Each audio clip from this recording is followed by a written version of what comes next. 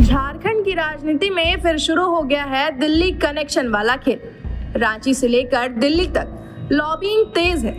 Phone call, meeting और अंदर खाने मंथन का दौर चल रहा है। राज्यसभा की सिर्फ 2 सीटें हैं, लेकिन दावेदार इतने कि गठबंधन के भीतर ही सियासी टेंशन बढ़ती दिख रही है। जेएमएम में सवाल ये है कि क्या गुरुजी की विरासत परिवार के किसी सदस्य को मिलेगी। कांग्रेस में कई दिग्गज दिल्ली दरबार में अपनी ताकत दिखा रहे हैं और बीजेपी संख्या कम होने के बावजूद पूरा गेम बिगाड़ने की तैयारी में है।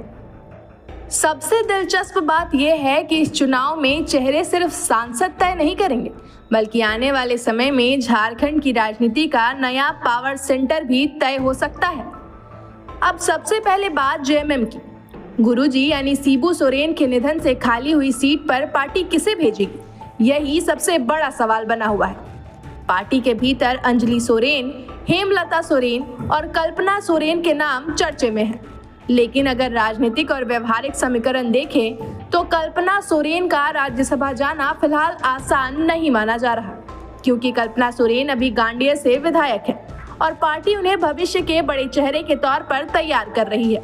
ऐसे में जेएमएम शायद उन्हें विधानसभा से हटाकर राज्यसभा भेजने का रिस्क नहीं लेना चाहेगी।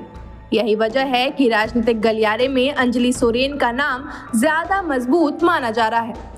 वे फिलहाल किसी सदन की सदस्य नहीं है और अगर जेएमएम गुरुजी परिवार वाला भावनात्मक कार्ड खेलती है तो उनका नाम सबसे स्वाभाविक माना जा रहा है। वहीं बसंत सोरेन की पत्नी हेमलता सोरेन का नाम भी चर्चा में है। हालांकि संगठन और सार्वजनिक राजनीति में उनकी सक्रियता भी सीमित रही है, इसलिए उन्हें फिलहाल बैकअप विकल्प की तरह देखा जा रहा है। अब बात कांग्रेस की। राज्यसभा चुनाव को लेकर सबसे ज्यादा बेचैनी अगर कहीं दिख रही है तो वो है कांग्रेस कैंप में। पूर्व प्रदेश अध्यक्ष राजेश ठाकुर का नाम तेजी से आगे बढ़ता दिख रहा है।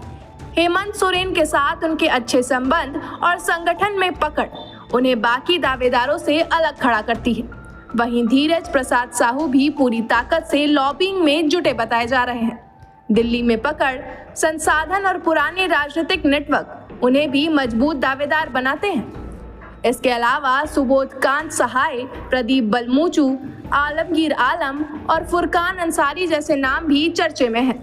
लेकिन कांग्रेस आखिर में किस जातीय, सामाजिक और राजनीतिक समीकरण पर दाव लगाएगी, इस पर सबकी नजर टिकी हुई है। अब आते हैं उस नाम पर जो हर बार चुपचाप एंट्री मारता है और फिर पूरा गेम बदल देता है। उद्योगपति परिमल नाथवाड़ी पहले भी झारखंड से राज्यसभा सांसद रह चुके हैं और उनके सबसे बड़ी ताकत ये मानी जाती है कि लगभग हर दल में उनके अच्छे संबंध है। सूत्रों की माने तो वो फिर से झारखंड से राज्यसभा जाने की संभावनाएं तलाश रहे हैं। अगर गठबंधन में सीट को लेकर तनातनी बढ़ती है या फिर कोई समझौता उम्मीदवार तलाशा जाता है तो नाथवाड़ी इस चुनाव के सबसे बड़े डार्क हॉर्स बन सकते हैं।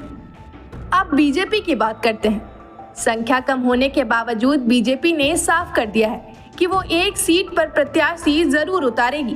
पार्टी को उम्मीद है कि अगर गठबंधन में कहीं भी नाराजगी या क्रॉस वोटिंग की स्थिति बनी तो मुकाबला अचानक दिलचस्प हो सकता है। यानी साफ है, झारखंड का ये राज्यसभा चुनाव सिर्फ 2 सीटों की लड़ाई नहीं है।